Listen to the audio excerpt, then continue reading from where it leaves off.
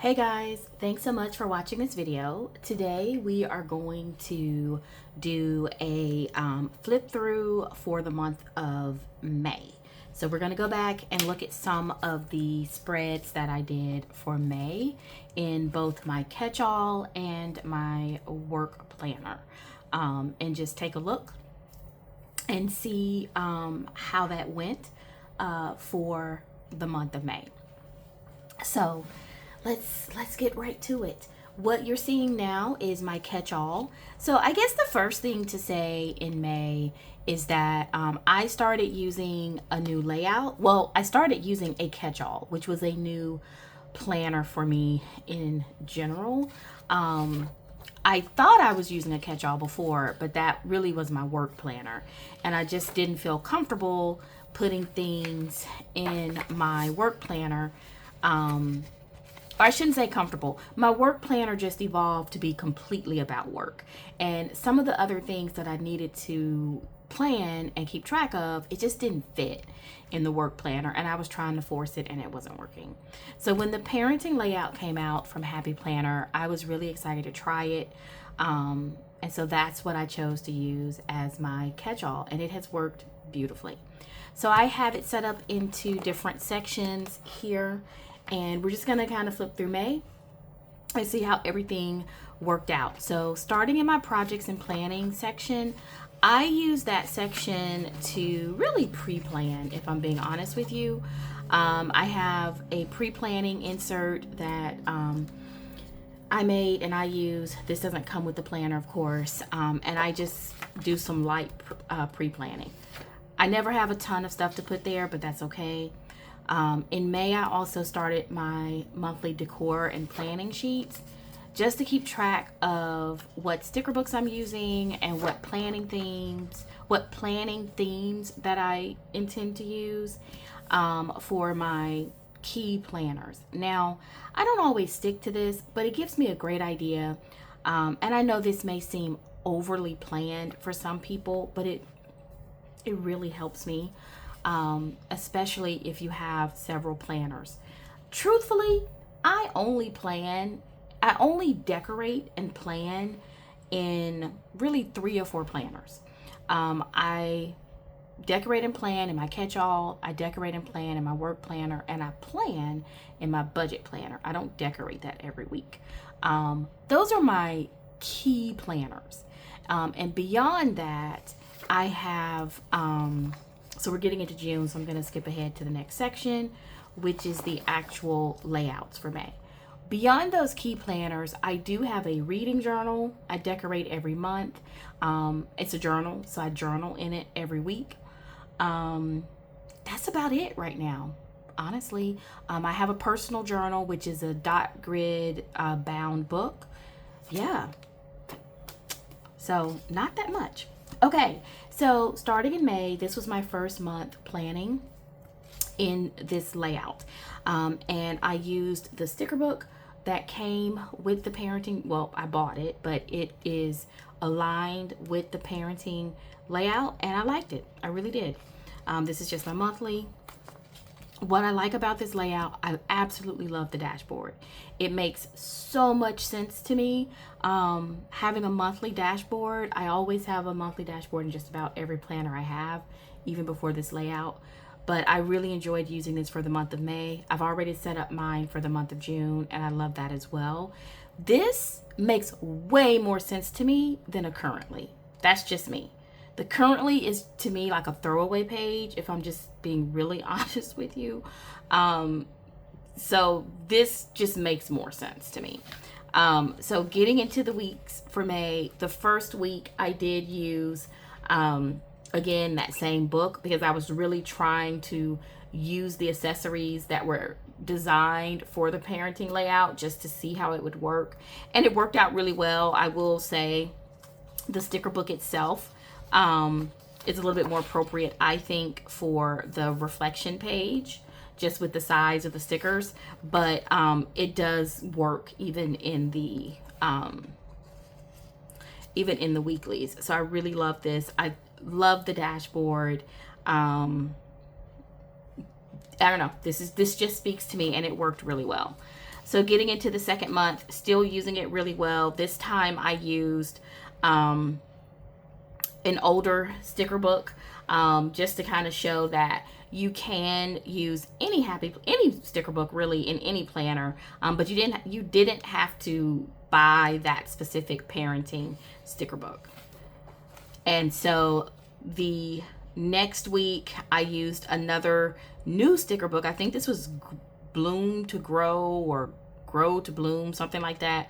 Bloom and Grow. This was another spring release, so worked out well. Still using the dashboard really well. And then I went back to an older sticker book for the last week in May. This was a very calming sticker book.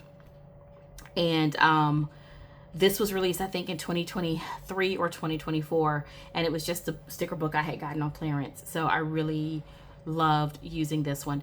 What I would say about May in general is that my goal using this layout in May was to actually just use it and see how I liked it and if it was really going to work for me, because everybody and their mother was saying, oh, I love the parenting layout, it's the best layout ever. And I have to tell you, although I think it's one of the best layouts, that's really not true for a lot of people. And if you sit back and you go back and watch those videos where people said, go buy this layout, it's the best, I should say influencers, where influencers were basically pushing you to go buy this layout and it was the best layout ever, go back through their videos in May and see how many of them actually used this layout. How many of them actually put this layout into their system. Because you're probably going to come up with a number that's quite close to zero. And there's a reason for that. And so I'm going to go over those reasons, because as much as I love this layout, it is not perfect for everybody. It is not perfect for most Happy Planner users, in my honest opinion. But I'm going to talk about why I think that is. So looking at this layout, what I want to say to you is the right-hand side, which is pretty much a collapsed version of the vertical. I'm just going to quickly pull up a July and show you a blank one. It's a collapsed version of the vertical. Guys, this does not give you the feel of planning in a vertical. It doesn't. I don't care what anybody says. I'm telling you, you will not get the same feel of planning in a vertical by using this layout. Don't let anybody bamboozle you. You won't. You just won't. So if you are a Happy Planner user because you love decorating the vertical is your jam, this is not going to meet your needs. You're going to be disappointed. And for me, I think that's why this planner is probably not the best planner for a majority of Happy Planner users, because a majority of Happy Planner users really do love that vertical. It's easy to decorate. Most of the stickers are designed for vertical. Most of the stickers in small shops are designed for vertical. Like, the vertical is Happy Planner's thing. So this is not going to give you that feel, even though you have a collapsed vertical here. The reason it doesn't give you that feel is because the space is so limited. And that's really it.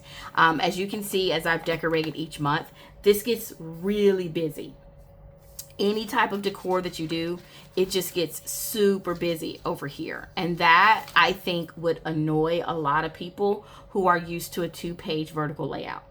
It doesn't annoy me because I prefer a dashboard, and I've always preferred a dashboard, even before coming to Happy Planner. So if you're not that person, if you think that this is going to give you the feel of a vertical, or if you've listened to influencers and they're calling it a mix between a vertical and a dashboard, and it's the best of both worlds, girl, it's not. It's not, okay? And I just want to be upfront with you. You're not going to get that feel. Over to the left, it is highly functional. Highly functional. So you can definitely decorate, but the more decoration you do over here, it's going to pull away from that function. This at its core is a functional layout. Almost hands down, it's probably one of the most functional layouts I've encountered from Happy Planner. So you really need to know that before investing your money here. If you are a dashboard person, if you've always liked a dashboard and you love having a whole left side that's dedicated to your lists and organization and being functional, this is probably the planner for you. Because for you, it is a little bit in the best of both worlds, because you still get your list and your dashboard and your functionality, but you get a taste of the vertical over here. You're not coming into this expecting to get the same feeling as someone who loves a vertical, because you're used to a dashboard. So you're okay with it looking a little bit scrunched, because that's how a dashboard looks anyway. So that's okay for you. And you still have your to-do list on your right hand side. All of that is okay for you if you are a dashboard person, right? So I just wanted to take a moment and say, after working through this in May, that's really what I figured out, and that's what I wanted to share with you. It's perfect for me because I am a dashboard person. I prefer a dashboard. I use a dashboard in almost every planner that I have. If the planner doesn't have a dashboard, I create a dashboard for the planner.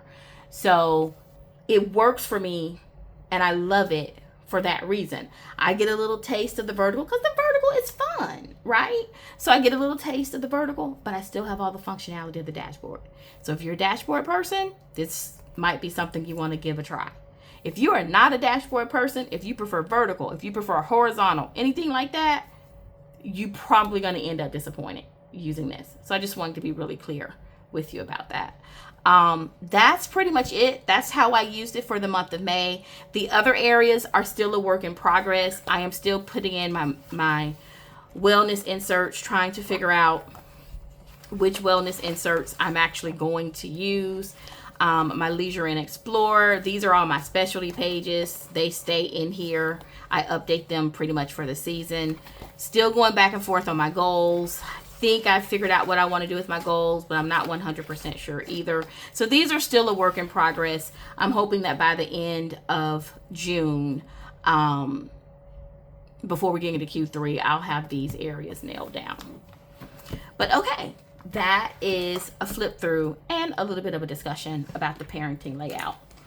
Let's do a quick flip through of my work planner. So going to May, I say this all the time. In my work planner, I have two sections in the month. So I have a scheduling section where I just do my schedule, and then I have my content planning.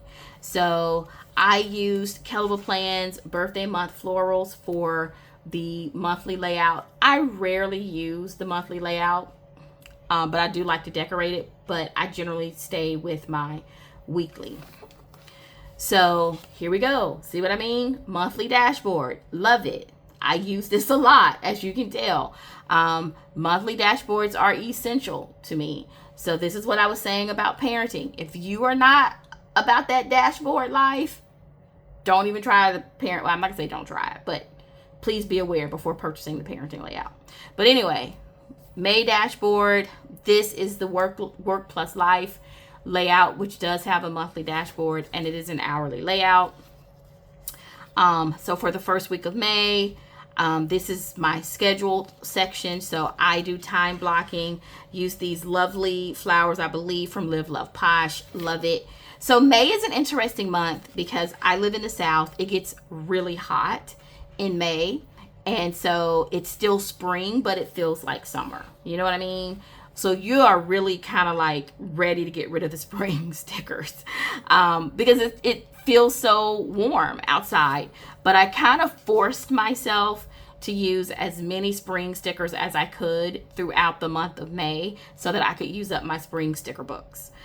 This is Rung Rung's Made to Bloom or Just Bloom or something like that. And then this is that same calming book that I had in my parenting. What I will say, for me, when it comes to using my sticker books and all my accessories, I oftentimes will use the same book for that period of time I'm decorating. So if I'm decorating for the week of May 19th, I may use that same book in my catch-all as in my work planner, in my reading planner, whatever the case may be, because that's a great way to make sure you're using the resources that you're buying. I would say only influencers on YouTube can afford to use a book once and toss it out. If that's not you, you probably need to figure out ways to use your books. So for me, what I like to do is kind of go with a theme for a week or a month, and I almost use up that whole book. Now, I don't just repeat every week, but if I'm decorating 3 or 4 planners, you know, use the book in a couple of those different planners, and you just kind of have a theme for the week. You know what I mean? So for example, again, I'm using my Catchall Plan stickers in May because I'm trying to use up those spring books. That pretty much was my theme for May. Use as much of the spring books as I could. So this is the last week in May. Loved it. Worked out well. Going into June, sorry, not June. Going into my May content planning, I use a Catchall Plan vertical. I never decorate the month. I use this for video tracking. So coming in right away, you see similar stickers because again, I'm trying to work through my books and actually use my resources. See, right? Same stickers. These stickers are from Bloom and Grow or whatever from Wrong. So if I flip back to almost the same week, of the 13th, I guess that is, the 12th, this sticker set and this sticker set, same book. But it looks totally different, right? So it doesn't have to be boring, but I'm using up my materials. And it's just, I just think it's a great way to use your content. So by the time I got into the 19th though, y'all, I was desperate for some bright colors. Like I said, I'm in the South, it's hot. It was getting even hotter, and I was like, summer is coming. We're you know, May 19th, we're like a month away from summer, but the temperatures are like 90 degrees in the South. So, you know, I desperately needed some like bright, bold colors, and so I just reached for the brightest book I could find, and this is how it ended up. But I got myself back together for the next week because, again, my main focus was 100% to go ahead and use as many of the spring books as I could. So I used some more sets. I believe this is from, I don't even know. I think this might be from Catchall Plan. I'm not sure. But I definitely used the sets, Bright Spring Flowers. Again, I'm just trying to get through those spring books, guys, because I'm so ready for summer. But this was the last week in May. And then in May, I have my content planning, which is where I do my brainstorming and organizing for my content. Here we go. See what I mean? I made a dashboard for this section. I'm trying to be transparent with you about that parenting layout. If you're not a dashboard girl, you might need to leave that alone. But I clearly am a dashboard person. I have dashboards in all my planners. So I come in here, and this is where I like plan out all my videos. I've done a great video, I think a great video, going through how I use my system, so I won't do that here. But this is what it looks like at the end of the month when everything is done and completely filled out. Okay, so that's the flip through of my work planners and my catch-all for the month of May. It was a great month. I am still in love with this planner. I hope they come out with one for 2026. Because I love it. And so this is going to be my catch-all for the foreseeable future. Thank you so much for watching. I hope you guys have a happy week planning.